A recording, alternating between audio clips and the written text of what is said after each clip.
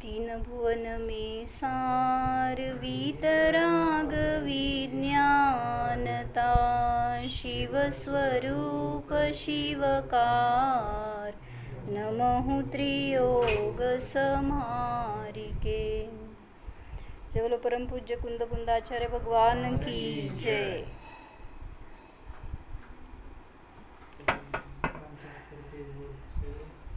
काय चाललंय प्रकरण आमचं की कुंद बालक मुनी दीक्षा घेतले काय श्रुती, आणि त्याच्यानंतर ते ज्या संघामध्ये राहिले चंदन काकी, त्यांच्या गुरूंचं नाव होतं जिनचंद्र आचार्य. तर त्यांनी एवढे मोठा संघ होता, तर त्यावेळेस तिथं तो त्या संघामध्ये बालमुनी, पण तरीसुद्धा सांगितलं इतकं छान त्याचं साधना, एक ज्ञान ध्यान वैराग्य सगळ्यात उत्कृष्ट. तर त्याच्यामुळं कितव्या वर्षी दीक्षा घेतली? 11व्या वर्षी दीक्षा घेतली. आणि जवळपास किती 33 वर्ष गेली मध्ये. 33 वर्ष ते संघामध्ये साधना करत होते. आणि मग त्याच्यानंतर आचार्यांचं, त्यांना त्यांची साधना करायची होती, आचार्यपद सोडायचं होतं. म्हटल्यावर त्यांनी काय केलं, सगळ्या संघाला विचारलं की कोणाला आचार्यपद द्यायचं. तर सगळे संघामध्ये खूप वयस्कर होते, मोठे होते, पण सगळ्यांनी मिळून एकमताने सांगितलं काय, कुंद स्वामींनाच आचार्यपद द्या. मग त्यांची इच्छा नव्हती हे भार घेण्याची, त्यांना आपली साधना करायची होती. पण तरीसुद्धा त्यांनी काय केलं, मग सगळी पात्रता दाखवली आचार्यांनी. आणि वेगळ्या मुनींचे सगळे वेगळे रोल होते, त्यामुळं कोणाला अन्यांना मी देणार नाही आहे, तर तुम्हालाच देणार आहे हे सांगितलं. मग आता काय चाललं इथं आमचं प्रकरण की जर आचार्यपद मला मिळणार आहे तर माझं काय काय रोल असायला पाहिजे संघामध्ये, ह्याच्यासाठी त्यांचं परीक्षण म्हणजे अभ्यास चालू आहे. परीक्षण म्हणजे दुसऱ्याची परीक्षा घेणं असं नव्हे. आचार्यांचं सगळं दिवस रात्र काय शेड्यूल असतं ना, ते सगळं ते स्टडी करत आहेत आता. म्हणजे ते कसे परिणामांमध्ये स्थिर राहतात, कशा रीतीने संघाला गाईड करतात, कशा रीतीने सगळ्या प्रतिकूलतेमध्ये ते सगळ्यांना सांभाळतात, सगळ्याचं त्यांचं ऑब्झर्वेशन चालू आहे. आणि मग आता त्याच्याविषयी स्वतःलाच ते संबोधन करतायत की मी जर आचार्य झालो तर मला काय काय करायला पाहिजे. त्याच्या मागं उद्देश त्यांचा हा नव्हता की लोकांना प्रसिद्धी मिळवायची, लोकांकडून प्रभावना करायची आहे, माझं लय नाव लौकिक होईल, कुठंही नाही. फक्त हा उद्देश होता की जर मी कोणाला प्रायश्चित्त देईन तर कसं द्यायला पाहिजे, मी जर माझी साधना करेन, कोणाची सल्लेखना साधायची तर काय करायला पाहिजे, हे सगळं त्यांचं परीक्षण चालू आहे. तर इथंपर्यंत काय चाललं होतं, प्रभावना करने की रुचि,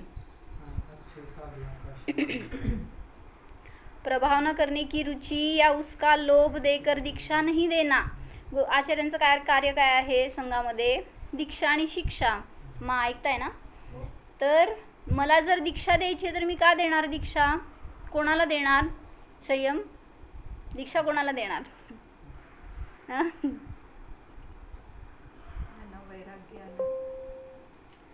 हां म्हणजे असं नाही की मला संघ वाढवायचा आहे, सगळ्यांना चला बाबा लवकर चला तुम्हाला पण घ्या, असं काय भाजी विकायची तिथं. पण संयम द्यायचं आहे तर ज्याला द्यायचं त्याची पात्रता पाहिजे, योग्यता पाहिजे, त्याची तेवढी रुची पाहिजे, ज्ञान वैराग्य पाहिजे, तर तिथं त्यांना आपण देऊ शकतो, अन्यथा नाही. म्हणून सांगितलं प्रभावनेच्या रुचीने किंवा काहीतरी लोभ, काहीतरी लाभ या अपेक्षेने मी कोणालाही दीक्षा देणार नाही. आत्म आराधक ही सच्चे प्रभावक होते हैं, उनका मौन भी प्रभावक होता है. जे कोणी आत्माराधना करतात ते सहज त्यांची चर्यात सगळ्यांना प्रभावना करून जाते. म्हणजे सांगत फिरावं लागत नाही की जसं मला इथं सांगावं लागतं सगळ्याला काय ज्ञान करा, ध्यान करा, संयम घ्या, काय असं नाही, तर जरा धर्माला महत्त्व द्या, इथंच राहावा, हेच शिका, असं सांगावं का लागतं सांग. म्हणजे बाकीच्यांना जे आत्मआराधक असतात ना त्यांच्याकडं बघून प्रभावित होतात. म्हणजे असं आम्ही प्रभावित झालो आम्हांकडे बघून, तसं तुम्ही कधी होणार काय संयम महेन. म्हणजे जशी त्यांची साधना आहे ना तशी साधना पाहिलं तर ती आपल्यात उतरवण्याचे भाव त्याच्यानीच प्रभावना होते. आणि जे फोर्सफुली घालायला जातोय, कोणाला द्यायला जातोय नियम वगैरे, तर प्रतिमा घ्या किंवा तुम्ही काय एवढे उपवास करा, एवढं हे संयम घ्या, असं ज्याला फोर्स करायला जाणार तिथं संयम राहत नाही आणि ज्ञानपूर्वक नाही होत ते. म्हणून सांगितलं जे स्वतः आराधना करतात ते सहज प्रभावना करतात, त्यांचं मौनसुद्धा प्रभावक असतं. आचार्य बनना एक पिता से भी बडे दायित्व का कार्य है, वाचलो होतो हे आपण. म्हणजे पिता श्रेष्ठ का आचार्य श्रेष्ठ दीपका की का? बरं, अजून मा पिता श्रेष्ठ का आचार्य? मागच्या वेळी काय वाचलं आपण विशाल भैया?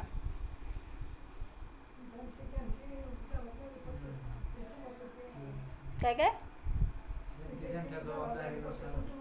हां हां, पिता जन्म देकर छोड देता है, हां जा काय तर कर असं. हां, तर असं आचार्यांना सोडता येत नाही. जर तुम्हाला संघात एकदा घेतलंय तर तुमची सगळी जबाबदारी आचार्यांची असते जोपर्यंत तुम्ही कॅपेबल होत नाही तोपर्यंत. म्हणून सांगितलं की पिता है जन्म देकर छोड़ दे तो उतना अपराध नहीं है, परंतु हम दीक्षा देकर उसके शिक्षा दीक्षा संयम की दक्षता का उपाय न करे. मी आचार्य आहे आणि तुला दीक्षा दिली तर तुझं दीक्षा दिले झालं तुझं आता तू कर, असं म्हणून जर सोडून दिलं तर अलाउड नाही. शिक्षा दीक्षा संयम की दक्षता का उपाय न करे, मात्र शिष्य संग्रह में ही लगे रहे. एकाला दीक्षा दिली आहे, चला पुढं काय म्हणजे काय झालं त्याच्यात उद्देश? आम्हा म्हणतात मेंढरं वाढवली असं म्हणतात आम्हा. म्हणजे काय केलं? म्हणजे ज्याला ते वैराग्य नाही आहे, ज्याला ते भाव नाही आहे, त्या साधनेची रुची नाही आहे, अशा सगळ्यांना तुम्ही त्या संघात भरून काय उपयोग आहे? म्हणून सांगतायत की शिष्य संग्रह में ही लगे रहे तो अनंत पाप है. कोणाला? शिष्यांना. हां, हे बघा, मी आचार्य झालो तर मला किती पाप लागणार आहे जर मी नुसतंच दीक्षा देऊन त्यांची जबाबदारी घेतली नाही, त्यांचं निर्वहन केलं नाही, त्यांना योग्य मार्गदर्शन नाही केलं तर. म्हणून महाराजजी असे नादी लागत नव्हते. काय सांगा काय करत होते? महाराजांना काय रुची नव्हती, कोण राहावा नाही राहावा, तुमची साधना तुम्ही करा, कुठेही राहावा. म्हणून आम्हाला पण दीक्षा दिली तर म्हटले जावा, तुम्हाला तुमची साधना करायची आहे. ठीक आहे, तर काय सांगितलं? अच्छे साधुओं का श्रेय समाज दे और हम शिथिल साधुओं का दायित्व स्वीकार करे, इसमें हमारा बड़प्पन भी है. काय कळलं? अच्छे साधुओं का श्रेय समाज दे और हम शिथिल साधुओं का दायित्व स्वीकार करें, इसमें हमारा बड़प्पन भी है और लघुता होने से मान कशाय सिर नहीं उठाती है. काय कळलं?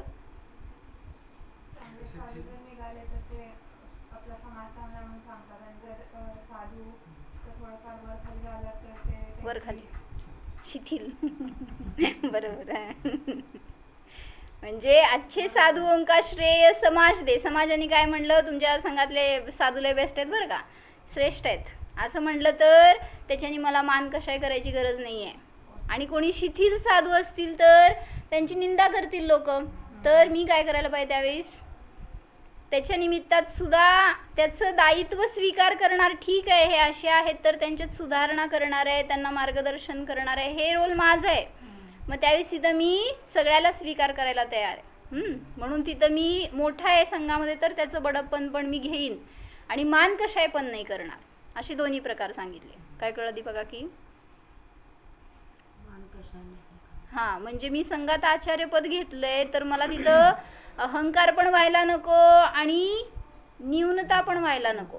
कोणी येऊन तुम्हाला असं नावं ठेवतील की संघामध्ये तुमचे असे आहेत मुनी, कसलं मार्गदर्शन करता किंवा किती भ्रष्ट आहेत, किती ते शिथिल आहेत, असं कोणी म्हणतील तर कोणावर कोप करायचा? हां, तिथं कोप नाही करणार, कारण ते काय म्हणायचं शिकाऊ आहेत, शिष्य आहेत. मग त्यांना पदरात घेतलंय मी म्हटल्यावर त्यांना मार्गदर्शन करण्याचं कार्य माझं आहे. कभी भी अपने श्री संघ एवं शिष्यों की प्रशंसा न करे, सुगंधित फूल की प्रशंसा नहीं करनी पड़ती. किती सुंदर सांगितलं. म्हणजे स्वभाव आहे ना त्याचा, सुगंध पसरणार, सगळे अट्रॅक्ट होणार आहेत. मी तर ओरडून सांगायला गेलो सगळ्यांना की या मला लई छान येते सांगायला. काय मेन एक रविवारी येऊ नको. म्हणजे आपण असं सांगायला गेलो संयम तर सगळे किती येतात सांग. म्हणून आता असं डिंडोरा पिटवायचं नाही, कोणाला यायचं ना या, नाही तर नाही. सुगंधित फूल की प्रशंसा नहीं करनी पड़ती है, हवाएं ही उसका परिचय दे देती है. असंच सांगितलं. ज्यांची ख्याती आहे, ज्यांचं नाव लौकिक आहे ते तिथं बसा. विशाल भैया काय करत नाही मी.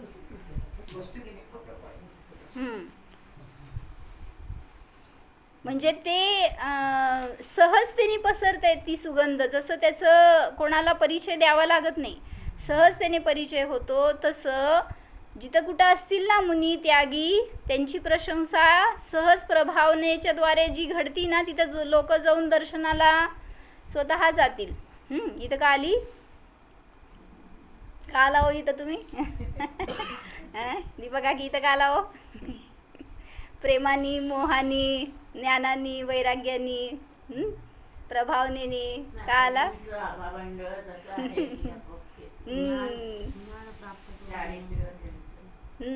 त्यांच्या ज्ञान वैराग्याच्या शक्तीने आपण खेचले जातोय तिथं. म्हणून सांगितलं असंच, खऱ्या साधूची प्रशंसा प्रभावना करावी लागत नाही, सहज घडते. आचार्य बनने में अद्भुत स्वाध्याय तप की आवश्यकता होती है. का? आचार्य बनने में अद्भुत स्वाध्याय तप की आवश्यकता होती है. क्यों? संघाचं संचालन करतात, त्यामुळे त्यांना सगळं ज्ञान असणं गरजेचं आहे. बरोबर. अजून म्हणजे हेच की इतरांना गायडन्स करायचं आहे, तर त्याच्यासाठी मला पहिला ज्ञान पाहिजे ना. मला कोणीतरी येऊन, किंवा मी सुद्धा स्वतः अस्थिर होत असेल तर मला कसं मी डायरेक्शन द्यायला पाहिजे ह्याचं ज्ञान, किंवा काय म्हणायचं कुठल्या कंडिशनमध्ये काय आहार घ्यायला पाहिजे काय नाही, सगळ्याच रीतीने, किंवा कशा रीतीने कुठल्या साधूंना कुठलं ज्ञान द्यायला पाहिजे. 4 अनुयोगामध्ये एखाद्याला क्षमता नाही आहे समजा त्याला फार समजून घेण्याची, आणि त्याला तुम्ही कर्णानुयोग शिकवायला लागला, त्याला तुम्ही कुठलं तरी सिद्धांत ग्रंथातले अवघड टॉपिक शिकवायला लागला, तर कदाचित अरुची होऊ शकते धर्मापासून. म्हणून सांगितलं की सगळ्याविषयी त्यांना स्वतःला अध्ययन असेल, त्यांना स्वतःला ज्ञान असेल, ते तप असेल त्यांचं, तर कुठल्याही डायरेक्शननी आलेले क्वेश्चन्सला त्यांनी चांगल्या रीतीने समाधान करू शकतील, आणि त्या समाधानाच्या द्वारे त्या शिष्याचं स्थितीकरण होऊ शकतं. म्हणून सांगितलं त्यांनी पुढं, द्रव्य गुण पर्याय की स्वतंत्रता बोध ही आचार्य पद की रक्षक है. काय म्हटलं मा? द्रव्य गुण पर्यायाच्या स्वतंत्रतेचा बोधच आचार्य पदाचं रक्षक आहे. का सांगा ह्याच्यात? दुसरे शिष्य भिन्न आहेत हे तर सांगायचंच नाही आहे, द्रव्य गुण पर्याय भिन्न आहेत. माझे द्रव्य गुण पर्याय हे स्वतंत्र आहेत, ह्याचा बोधच तुमच्या आचार्य पदाचं रक्षक आहे. म्हणजे काय?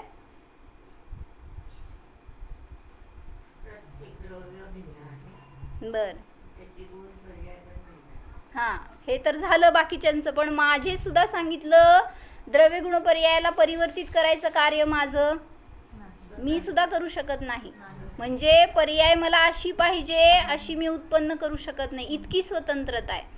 द्रव्य गुण आणि पर्याय परिणमन करतायत, तर ते सुद्धा त्याच्या योग्यतेने त्या समयाला सगळं स्वतंत्र आहे, त्याच्यामध्ये माझं कर्तृत्व नाही आहे.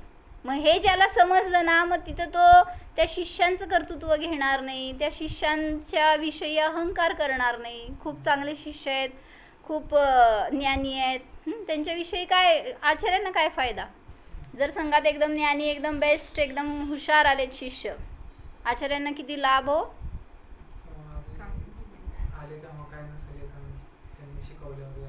हां, नंतर यायला लागलं तर माझ्यामुळं झालं.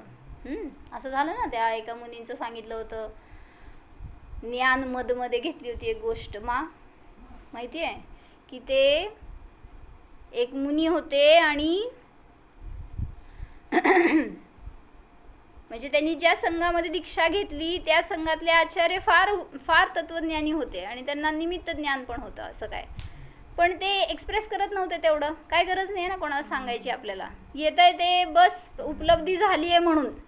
आणि झालं काय की त्या संघामध्ये सगळ्यांना ते यथार्थ मार्गदर्शन देत होते आणि चाललं होतं स्वाध्याय अध्ययन, खूप छान रीतीने समजवत होते. आणि त्याच्यातून एक शिष्य असा तयार झाला की त्याचं ज्ञान वृद्धिंगत होत गेलं, त्याचं क्षयक्षम खूप वृद्धिंगत होत गेला आणि तो पारायण करत होता अनेक ग्रंथांची.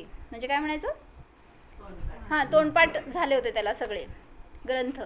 आणि मग हळूहळू काय झालं, आता आचार्य आपलं पाय मागं घेत होते. म्हणजे काय, ते फार पुढं जात नव्हते समजवायला करायला सगळ्यांना सांगायला. मग हा शिष्य पुढं जायचा. आता मुनी आहेत बरं का ते. तर ते त्यांची प्रसिद्धी पसरत गेली, खूप हुशार आहेत, खूप ज्ञानी आहेत. हां, असं म्हणल्यावर सगळे जे कोणी येणार दर्शनाला ते प्रभावित होऊ लागले.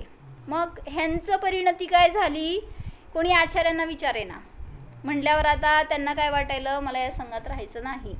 का, कारण मी इतका ज्ञानी आहे आणि गुरु कमी आहेत. हां, मग माझं इमेज डाऊन होती ना, असं त्या टाईपमध्ये. मग त्यांनी गुरूंकडे गेला आणि म्हणले मुनी आहेत तर की मला संघात नाही राहायचं आहे, मी एकल विहारी होऊ का. तर पहिल्यांदा आचार्यांनी सांगितलं की ते योग्य नाही आहे, तुम्हाला एकटं राहता येणार नाही. तो म्हटला नाही, मी आता कॅपेबल आहे, मी सगळं करू शकतो माझं. मला स्थिरता आहे, मी ज्ञानामध्ये एवढं घेतलं आहे चढ, तर मी करू शकतो, मला परमिशन द्या. त्यावेळेस आचार्यांनी पुन्हा विरोध केला. पण आता ते हट्ट करून बसले म्हटल्यावर आचार्यांनी एक शब्द पण बोललं नाही आणि ते संघ सोडून गेले. आणि ते संघातून दूर गेले, कुठं वनामध्ये जाऊन आपली आपली तपस्या करू लागले. पण अहंकार वाढत गेला होता. का, विशाल भैया, क्यों, मी ज्ञानी आहे ना, माझ्यासारखं ज्ञानी कोण नाही आहे संघामध्ये, आचार्य सुद्धा नाही आहेत, मी इतका ज्ञानी आहे. असे अहमचे भाव होत गेले ना, तर ते एकटे राहून आपलं सगळं तत्वचा प्रचार करू लागले. एक दिवस काय झालं, ते एका जंगलामध्ये बसलेले असताना बहुतेक श्रेणिक राजाच चालला होता तिथून आणि छेलना राणी.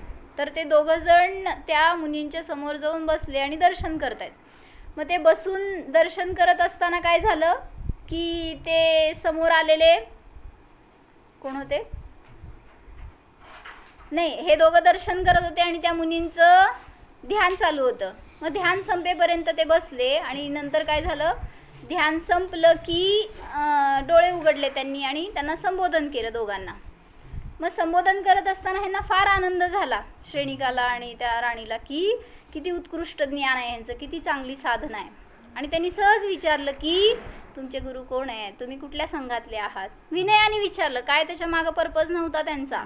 का विचारलं, जर हे शिष्य असेल तर आचार्य किंवा संघ किती उत्कृष्ट असेल.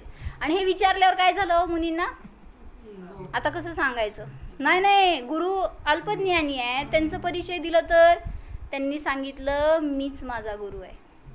आणि असं सांगितलं त्याच क्षणामध्ये त्यांचं सगळं तेज नष्ट झालं शरीरावरचं आणि असे ते काळे ठिकर पडले. आणि असं झालं म्हटल्यावर जरा ह्यांना पण जाणवलं ना की असं कसं काय. मग त्यांनी आपलं दर्शन केले आणि निघाले पुढं. आणि मग काही अंतरावरच होते अजून ते संघ. आणि तिथं जाऊन त्यांनी दर्शन केलं आचार्यांचं आणि त्यांना अशी शंका विचारली. माहीत नव्हतं की हे त्यांचे गुरु आहेत काय दी बघा की. आणि समोर बसून त्या आचार्यांचे त्यांनी दर्शन करून विचारलं की आम्हाला एक शंका आहे, असं आम्ही आत्ता एक मुनिराज बघितले आणि त्यांचं ज्ञान अध्ययन भयंकर तेज होतं. हां, आणि मग ते आम्ही त्यांना सहज असं विचारलं की तुमचे गुरु कोण. आणि त्यांनी म्हणाले काय, मीच माझा गुरु आहे. असं म्हणाल्या क्षणी म्हणले आम्हाला असं जाणवलं की एकदम निस्तेज झाले होते ते. त्यांचा चेहरा एकदम काळा ठिकर पडला होता. मग असं का झालं, आमच्याकडून काय चूक झाली का, असं वगैरे त्यांनी आपलं विचारत होते विनयाने. मग त्यावेळेस गुरु काय म्हणाले, त्यांचा गुरु मीच आहे. म्हणजे गुरूंना सांगायचे भाव नव्हते की मी गुरु आहे लय भारी आहे असं, पण सांगायचं असं होतं की त्यांनी हे सगळं समजलं मग नंतर की कशामुळं झालं वगैरे काय. तर त्या एका ज्ञानमदाचं फळ असं झालं, त्यांचं असमाधी झाली. पुढं जाऊन एकटे राहिले होते, कोण साधणार होतं, कोण त्यांना काय जेव्हा निर्यापक रूपाने कोण भेटणार होतं. आणि त्यामुळं पतन होत गेलं, जे पुढं जाऊन सांगितले अनेक भवामध्ये ते भ्रष्ट झाले. कशाचं फळ? किती क्षणिक असतो उदय, आणि त्याच्यामध्ये जीव आकृष्ट होतो आणि मोही होऊन असं फळ भोगतो. हा, अनिन्नव झालं ना, निन्नव हा दोष लागला आणि त्याच्या निमित्तामध्ये अहम झाला आणि म्हणून हे सगळं मग ज्ञान आहे होतं प्राप्त झालेलं, पण सगळं असं नष्ट होत गेला, क्षयक्षम मंद होत गेला. नाही नाही नाही, हा भाव नव्हता. गुरु आपल्यापेक्षा कमी ज्ञानी आहे, आपण कसं सांगायचं सगळ्यांना हे गुरु आहेत माझे, हाच भाव होता. अहम झाला म्हणून तर बाहेर पडले, आणि तेव्हा इच्छा पण नव्हती गुरूंना की हा जाऊन बाहेर भ्रष्ट व्हावा, म्हणून त्यांनी अनेक वेळा अडवलं. पण तरी सुद्धा असं असतं जेव्हा अहंकार वाढतो, म्हणून त्याच्या आहारी जायचं नाही. मान कषायाच्या कुठेही असलं तरी कोणाच्या तरी अनुशासनात राहावा, कोणाच्या तरी गायडन्समध्ये राहावा, कोणाला तरी आदर्श ठेवा, तर आपण मार्गस्थ राहतो. मग असं सांगितलं इथं पण द्रव्यगुण पर्यायाची स्वतंत्रतेचा बोध. म्हणजे मला कशासाठी सांगायची होती स्टोरी? प्रत्येकाचं परिणमन किती स्वतंत्र आहे. मग त्या गुरूंनी त्या मुनींचं का नाही भलं केलं? माहिती होतं ना की असं जाऊन ते पुढं भ्रष्ट होणार आहेत, तर त्यांना सांभाळायला पाहिजे होतं. इतकी महान मुनी दीक्षा दिली होती. वरतीच सांगितलं ना, तुम्हाला पितापेक्षा सुद्धा जास्त जबाबदारी आहे. पण कोणी उद्दंड असेल तर मी माझी साधना भ्रष्ट करून तुम्हाला थोडी मार्गदर्शन करत बसणार आहे. म्हणजे त्यांना शेवटी त्यांची निर्विकल्पता ठेवून त्या दुसऱ्याचं स्थितीकरण करायचं कार्य आहे फक्त. जबरदस्ती करून कोणी म्हणेल की बास मला दीक्षा, आता मी घरी जाणार आहे. काय संयम? काय करायचं असं म्हटलं तर? राम राम. म्हणजे असं म्हणता येत नाही, पण जबरदस्ती कोणी सोडून जाईल तर तिथं मुनी आपलं पदभ्रष्ट करून त्याच्यात आकुलित होऊन त्याच्यासाठी आपलं सगळं साधना सोडून काय नाही करणार. मार्गदर्शन करणार कोणाला? ज्याला इच्छा आहे, जो स्वतःहून खरोखर त्याच्यामध्ये स्थिर राहू इच्छितो, त्यालाच फक्त तिथं सांगितलं गायडन्स आहे. भेद विज्ञान. बरोबर है, म्हणा श्लोक. वो लास्ट का हो गया, पहले फर्स्ट का बोलो. उत्तमा स्वात्म चिंता स्यात् देह मोह चिंता च मध्यमा. दीपका की पर काय? अधमा काम चिंता स्यात् परचिंता धमाधमा. म्हणजे काय? उत्तमा स्वात्म चिंता स्यात् म्हणजे स्वतःच्या आत्म्याची चिंता. चिंता म्हणजे चिंतन. आत्म्याचं चिंतन उत्कृष्ट आहे. दुसरं मोह चिंता किंवा देह चिंता करावी लागते तुम्हाला, आता आहे तोपर्यंत या पर्यायामध्ये. नाही केलं तर ते सोडून द्यायला लागतंय. पण मला साधना करायची आहे तर त्या संयमासाठी म्हणून ह्याचं चालू आहे पालन पोषण म्हणा. म्हणून मोह चिंताच मध्यमा अधमा काम चिंता स्यात्. म्हणजे अधम काम चिंता इन द सेन्स 5 इंद्रियांच्या भोगाचे भाव, काहीतरी इच्छा, त्याची चिंता अधम आहे. आणि अधमात अधम काय आहे तर परचिंता. म्हणून सांगितलं मुनिराज काय करतात? उत्कृष्ट चिंतन करतात, अधम नाही. भेद विज्ञान एक समय को भी दुखी नहीं होने देता है. अशी त्यांची धारा असते निरंतर. त्यामुळं त्यांना कोणी शिष्य विरुद्ध वागला तरी सुद्धा त्यांच्या ज्ञानामध्ये डिस्टर्बन्स नसतं. कोणाच्या? आणि आमच्या काय केलं? श्रुतीने काहीतरी गडबड केली की इथं मम्मी फुल डिस्टर्ब. म्हणजे आपण काय करतोय? त्या पराच्या निमित्तामध्ये स्वतःचं साधना ज्ञान सगळं भ्रष्ट करून टाकतो. म्हणून सांगतायत भेद विज्ञानाचीच ती शक्ती आहे की ते आचार्य, ते गुरु एक समयासाठी सुद्धा दुःखी होत नाहीत. हम तो सहज भवितव्य के ज्ञाता मात्र है, अतः सदा आनंद करते रहे. हे माझं कर्तव्य आहे जेव्हा मी आचार्य होणार. म्हणजे जेव्हा सगळ्या संघाच्या समोर बसलेत ते, तर त्यावेळेस तिथं माझ्याकडं पाहून कोणाला तरी अस्थिरता न हो, कोणाला शिथिलाचारची प्रेरणा न हो. हमें तो सहज भवितव्य के ज्ञाता मात्र है हम तो. अतः सदा आनंद करते रहे. मला सदैव बस माझा आनंद भोगायचा आहे. त्याच्या निमित्तात जे घडेल ते घडून जाणार आहे, त्याचं मला कर्तृत्व घ्यायचं नाही. साधुओं का परिचय तो ध्रुव स्वभाव है, उसी में उपयोग अहम उच्चतम साधना है. एक्सप्लेन. साधुओं का परिचय तो ध्रुव स्वभाव है म्हणजे विशाल भैया, साधुओं का परिचय तो ध्रुव स्वभाव है. बोला अंजुताई, म्हणजे काय सांगायचं आहे? ध्रुवदृष्टीनेच बघतात ना ते स्वतःकडे. माँ, साधुओं का परिचय तो ध्रुव स्वभाव है. साधू म्हणायचं कोणाला? रत्नत्रयम साधयती ती साधू. जो रत्नत्रयाची साधना करतो, जो ध्रुव म्हणजे चालते फिरते सिद्ध आहेत ते, त्यामुळं त्यांच्याकडे पाहून ध्रुव स्वभावाचाच परिचय होतो, असे ते साधू असतात. त्याला सोडून अन्य साधू साधू नाहीत. उसही में उपयोग अहम उच्चतम साधना है. जगत इसे नहीं पहचानेगा कभी नहीं. क्यों? जगातले लोक याला ओळखू शकत नाहीत. जी काय आचार्यांची साधना असते ती सर्वोत्कृष्ट असते. का नाही ओळखू शकत? आपलं साधन चुकतंय ना. आपण काय बघतोय? हां, बाहेरून सगळ्या क्रिया बघतोय. त्यांचं ज्ञान ध्यान साधना तुम्हाला थोडी दिसणार आहे डोळ्यांनी. कसं बघायचं असतं मग ते? नाही बघता येत. मग आपण त्यांच्यासोबत राहून ज्ञान साधना केली ना तर सगळं समजतं आपल्याला सुद्धा की ते कसे साधक आहेत, ते कशी साधना करतात. सतत जे स्वतः साधना करतात आणि तसाच उपदेश देतात. मी जाणणार आहे, जाणत राहावा बास, ह्याला सोडून दुसरं काय जगामध्ये उपादेय नाही आहे. हे जे स्वतः जाणतात तेच इतरांना सहज सांगू शकतात. काय म्हणले भाऊजी? समजतं ना? म्हणजे स्वतः मला परिचय नाही आहे साखर कशी आहे, मी तुम्हाला काय सांगणार? साखर कशी असते हो? कशी असते हो साखर? ठाण्यामध्ये मला जर त्याचा परिचय नाही आहे, जर समज बेंगलोरमधली तुझी कुठं राहते ती बिल्डिंग मला माहीत नाही आहे आणि मी त्या बिल्डिंगचं एक्सप्लेन करा म्हटलं तर तू सांगितलं आहे मला काय काय बरं का, असं समज की असं घर आहे, असं बिल्डिंग आहे, असं मंदिर आहे छानपैकी, तर मी सांगताना माझं सांग अनुभव कसा असणार? हां, मला त्याचा अनुभवच नाही आहे तर मी सांगताना तुम्हाला त्याचं फील येणार नाही. पण मी जेव्हा माझा अनुभव घेतोय ना, आनंद भोगतोय, अनुभव घेतोय म्हणण्यापेक्षा त्यात डुबलेले आहेत पूर्ण ते मुनी. त्यामुळं सांगताना त्यांना किती सांगू आणि किती नको असं असतं, किंवा न सांगता सुद्धा सगळं सांगतायत. त्यामुळं सांगितलं जगत इसे नहीं पहचानेगा क्योंकि आप इंद्रिय दृष्टी से उनको देखते हैं. म्हणजे आपण पाहतोय ते सगळं डोळ्यांनी पाहतोय, बाहेरचं सगळं रूप पाहतोय, चर्या पाहतोय, पण त्यांची साधना काय आहे ते सामान्य जनांना समजणार नाही. तसं नरकामध्ये सम्यक दृष्टी स्वतःला जाणत असते, खरं बाहेरून त्याचं जे काम दिसतंय त्याच्यावरून ओळखू शकत नाही. बरं, की हा तो इथं ओळखतंय का? इथं मी सगळे नारकीच बसले.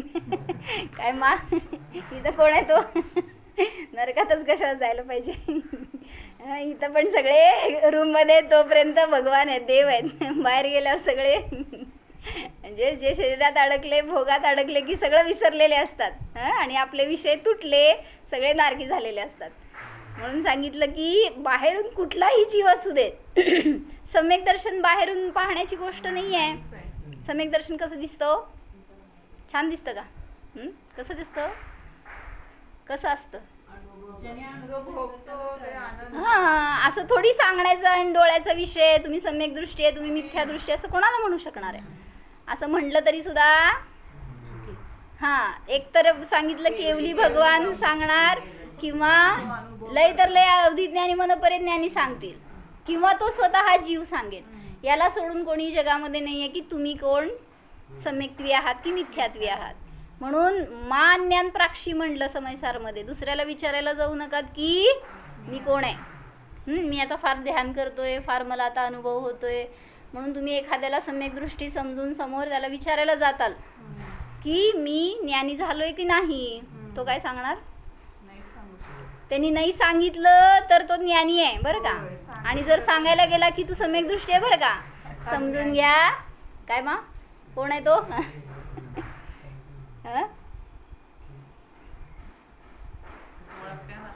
नाहीच येतं ओळखायला, तेच सांगितलं की.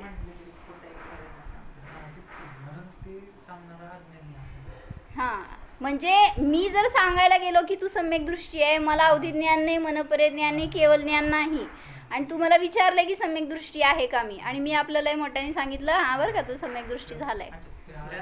हां ना, दुसऱ्याचंच की. हां, मग कोण अज्ञानी, तू का मी? खबरदार मला अज्ञानी म्हणशील.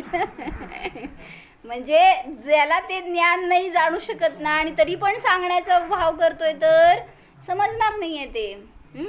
आणि ह्याच्यातून समजा तुला कधी झाला असेल सम्यक्त्व, आणि मी म्हटलं की अजून तू मिथ्या दृष्टी आहे, काय झालं? तरी पण अज्ञानी. जर समजा तू दृढ असशील तर सम्यक्त्वात राहशील, आणि म्हणशील माझा अनुभव मला माहिती आहे, कोण सांगू शकणार आहे बाहेर. आणि कदाचित मी म्हटलं तू मिथ्या दृष्टी आहे तर कदाचित तू त्याच्यातून भ्रष्ट पण होशील, अरे मी नाहीच घेतलं मग अनुभव, जे केलाय ना ते सम्यक दर्शन नाही आहे. म्हणून सांगितलं दुसऱ्याला विचारायला जाऊ नका, जे शास्त्रात सांगितलंय त्याच्याद्वारे स्वतःचा निर्णय करा. कसं करायचा? आम्ही शुद्धच आहे. ज्ञानाने निर्णय करायचा आहे, कुठल्या इंद्रियाने नाही, कुठल्या शास्त्राने नाही, कुठल्या गुरुने नाही. मार्गदर्शन त्यांचं आहे, पण शेवटचा निर्णय माझाच असणार आहे. त्याच्याशिवाय त्याच्यामध्ये प्रामाण्य येणार नाही, असं दाखवलं. कळायला पाहिजे. म्हणजे कळतं ते का नाही कळणार? माझा अनुभव मला, आता मी मनुष्य आहे, हा अनुभव करायला मला कोण शिकवणार? मी स्त्री आहे, मी पुरुष आहे, मी मुलगा आहे, मी पुत्र आहे, मी काय म्हणायचं, आई आहे, मुलगी आहे, हे सगळं कोण शिकवलं? कोण? तुम्ही स्वीकारले कसं काय? त्याचा अनुभव कसा होतोय तुम्हाला? जसं ती सहज फिलिंग आहे ना, ते आपल्या शरीराच्या आधारे आपण करतोय. मग तसंच सांगतायत की शरीराला सोडून जरा बघा ना, मी काहीतरी आहे. म्हणून मी मागे एकदा सांगितलं होतं, काय, जेव्हा ध्यान करायला बसतो त्यावेळेस असा विचार करायचा, विशाल भैया, काय, जेव्हा हे शरीर मरणार, कोण मरणार? मी मरणार. त्यावेळेस मेलेलं कोण आहे? आणि तुम्ही म्हणता जीव निघून गेला, तो निघून गेलेला कोण आहे? हो, मी आहे. तुम्ही इथंच आहे, मी आहे. म्हणजे जो निघून जाणार आहे ना, तो तिथं नाही निघून जाणार, इथंच वेगळा आहे. तिथं वेगळा झाला असं तुम्ही म्हणताय ना, मग इथं जाणार ना. जेव्हा या शरीरामध्ये आहे त्यावेळेस इथं सुद्धा वेगळा आहे, म्हणूनच तो भिन्न होतो. म्हणून इथं शरीर पडून राहतंय तुमचं. मग कोणाला जाणायचं आहे आपल्याला? शरीराला नाही तर जीवाला जाणायचं आहे. मग त्या जीवाला पाहणं, जाणणं, त्याचा निर्णय करणं हेच सम्यक दर्शन आहे. ह्याच्यापेक्षा अवघड नाही आहे. फक्त बसा एकदा ध्यानाला आणि ज्ञानाने बघा स्वतःला. कुठल्या डोळ्याने नाही, शब्दाने नाही, स्पर्शाने नाही. अनुभव होतोय की नाही मला, मी जाणतोय. जे काही समजा मला शब्दाने समजलं काहीतरी की मी जाणणारा जीव आहे, या शब्दाला मी धरला आणि अनुभव करायचा प्रयत्न केला, शब्दातच आहे मी अजून, तर तो पण अनुभव नाही आहे, कारण मी इंद्रियांचं अवलंबन घेतलं आहे. मग कुठल्याही इंद्रियांनी जीव दिसणार नाही आहे. कसा दिसतो? समज दुकानात बसला आहेस आणि हातामध्ये आपलं असं काय आलं, दिसलं का? विटॅमिन एम म्हणजे बंडल आला हातात तुझ्या. कशाचा अनुभव झाला भैया? भाऊजी कशाचा अनुभव झाला? तो दाखवा बघू काढून, आनंद कसा असतो तो. ती फिलिंग आहे ना शेवटी एक. म्हणून सांगतायत ही पण फिलिंग आहे की मी जे काय विचार करतोय, मी स्वतःला अनुभवतोय, तर ते निर्णय मीच करू शकतो, कसा आहे मी, कोण आहे मी ह्याचा. म्हणून सांगतायत सम्यक दर्शन ही शब्दाची गोष्ट नाही आहे किंवा काही असं दृश्य नाही आहे. उसे तो जो दिखता है वही साधना मार्ग मानकर जय जयकार करता है. कोण? जगत या साधनेला, या ध्रुव स्वभावाला नहीं पहचानेगा. उसे तो जो दिखता है वही साधना मानकर जय जयकार करता है. क्या दिखता है उसको? अज्ञानी जन को. जेव्हा त्या गुरूंकडे, त्या साधूंकडे बघतायत अज्ञानी जन, त्यांना काय दिसतंय? किती उपवास करतायत, किती तप करतायत, काय उन्हात उभारतायत, त्या पावसात उभारतायत, शिखराच्या टोकावर जाऊन उभारतायत, किती ध्यान करतायत. श्रेष्ठ आहेत की नाही? हो म्हणा पटकन. श्रुती? म्हणून सांगतायत त्यांनी की उसे तो जो दिखता है वही साधना मानकर जय जयकार करता है. कशाचं जय जयकार करायचं आहे? हो, असल्या गोष्टींनी मोक्ष मिळणारच. सांगा 100%. का नाही मिळणार? हां, पण ते नाही केलं ना. हां, क्रियांनी मोक्ष मिळणार नाहीये आणि क्रियाच पाहतोय जग सगळ्या आणि त्याच्याद्वारे जय जयकार करतायत. क्रिया करणार आहे जीव, नाही असं नाही. चारित्र्य शेवटी आहे तिथं, संयम आहे, साधना आहे, पण ज्ञान ध्यानपूर्वक आहे ती. आणि त्याच्याविषयी त्यांना अहम पण नाही आहे, मी इतकं साधना करतोय, मला सगळ्या लोकांनी बघावं वगैरे. हां, कुठं ध्यानाला बसायचं असतं? जिथून सगळ्यांना दिसेल ना अशा ठिकाणी ध्यानाला बसायचं जाऊन. कुठं? म्हणजे समजा शिखरजीच्या टोकावर गेला कुठं तर असेल कुठं तर एकांत स्थान असं की जिथं कोणाला नाही दिसणार, अशा ठिकाणी बसायचं का सगळे येत आहेत दर्शनाला अशा ठिकाणी बसायचं? हां हां, म्हणजे उद्देश चुकला ना. सगळे दर्शनाला येणार आहेत तर मी असं समोर बसायला पाहिजे, म्हणजे साधना केली का तिथं मग?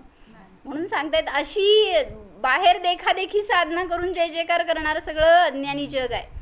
अतः अज्ञानियों के मान को विष समान जानकर दूर से ही त्याग देना. अज्ञानी जीवांनी येऊन मला मान दिला तर त्याच्यामध्ये भुलू नको हे जीवा, असं स्वतःला सांगतायत ते. मी आचार्यपद घेतलंय तर मला लोक येऊन म्हणतील ना, वाह करतील, सगळ्या संघातलं परिपालन चांगलं करताय, सगळं तुमच्या मार्गदर्शनाखाली चांगलं चाललंय, येऊन बोलतील कोणी पण. म्हणून तू मान कशाय केलास तर भ्रष्ट झाला मग तू पण.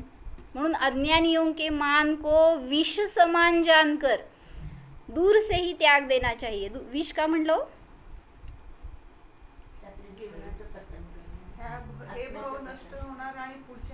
हां, ते विष म्हणलं फक्त साधं विष असेल तर ते या भवाला नष्ट करेल, पण अशा जर मान कशाचं किंवा मोहाचं विष असेल तर मान कशाय कुठलं कर्म आहे?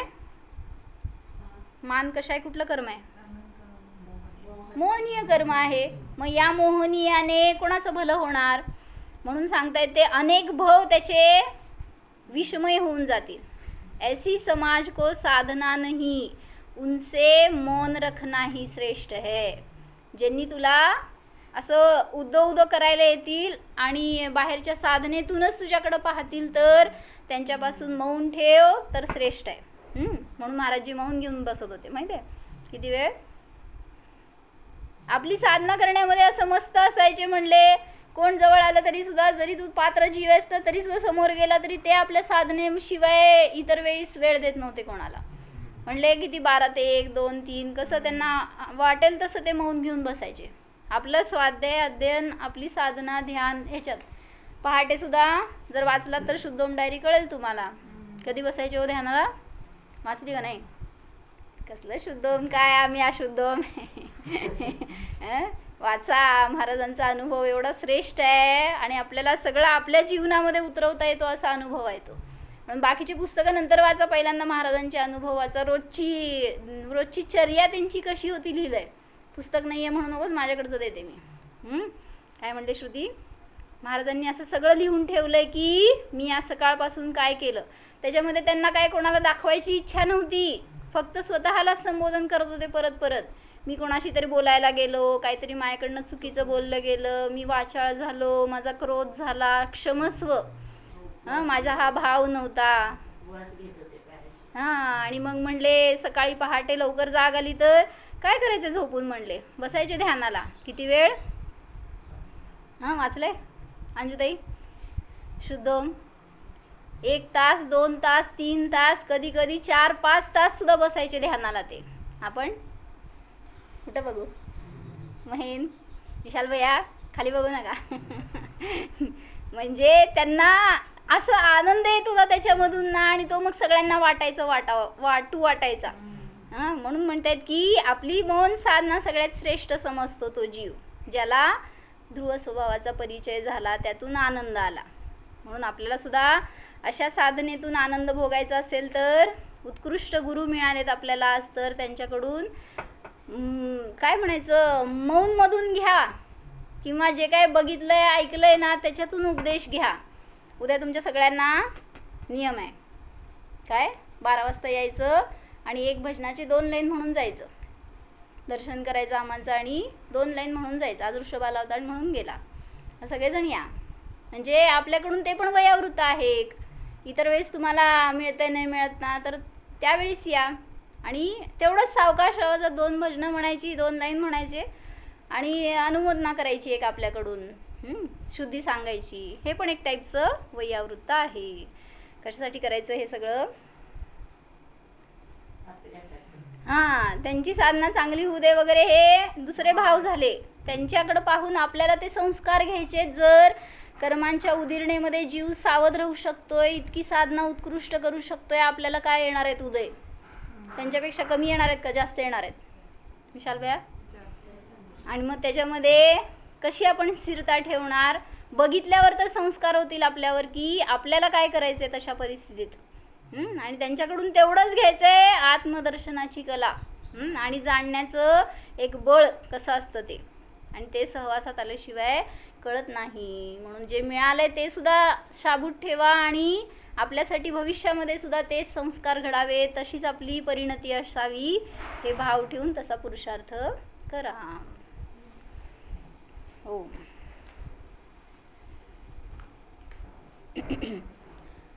जाणं. हा मी शुद्ध सिद्ध परमात्मा आहे. पहा या आत्म्यामध्ये मान कशाय नाहीच. मान कषायाचा या आत्म्याला काहीही फायदा नाहीच.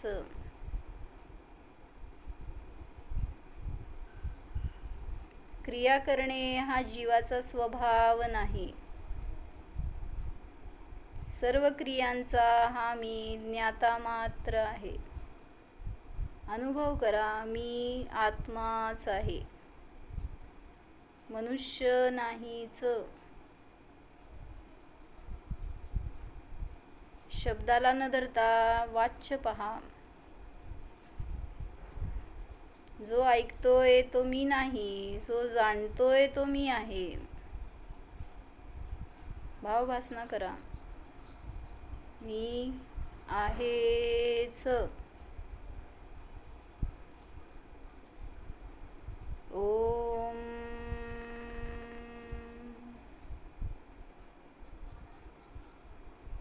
विसर्जन. नमो अरिहंत.